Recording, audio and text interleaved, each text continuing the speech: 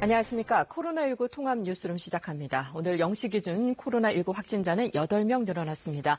KBS 재난방송센터 연결해서 그래픽과 함께 코로나19의 현재 상황 점검해 보겠습니다. 이혜진 기자, 현재까지의 국내 확진자 현황부터 정리해 주시죠. 네, 국내 코로나19 확진자는 모두 1,661명입니다. 어제보다 8명이 늘었습니다. 치료가 끝나 격리 해제된 사람은 8,000명을 넘었는데요.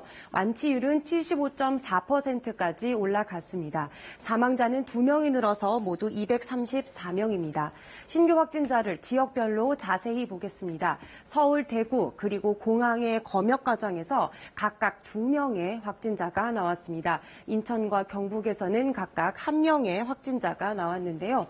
전체 신규 확진자 8명 가운데 5명은 해외 유입, 그리고 나머지 3명은 지역사회 내 감염으로 확인이 됐습니다. 신규 확진자 추이를 보겠습니다. 방역당국이 목표로 한 신규 확진자 50명 미만이 열흘 넘게 유지되고 있습니다. 특히 이번 주에는 계속해서 신규 확진자가 20명대였죠. 그리고 오늘은 8명으로 한 자릿수가 됐습니다. 이렇게 신규 확진자가 한 자릿수로 떨어진 것은 지난 2월 18일 이후 2달여 만입니다.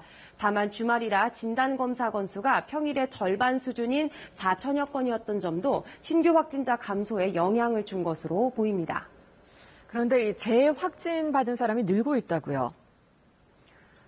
네, 그렇습니다. 치료가 끝나서 격리 해제됐다가 다시 확정 판정을 받은 사람을 재양성자라고 합니다. 최근 하루에 10명 안팎으로 계속해서 늘어나고 있습니다. 현재까지 확인된 건 173명입니다. 전체 격리 해제자의 2%를 조금 넘는 수준입니다.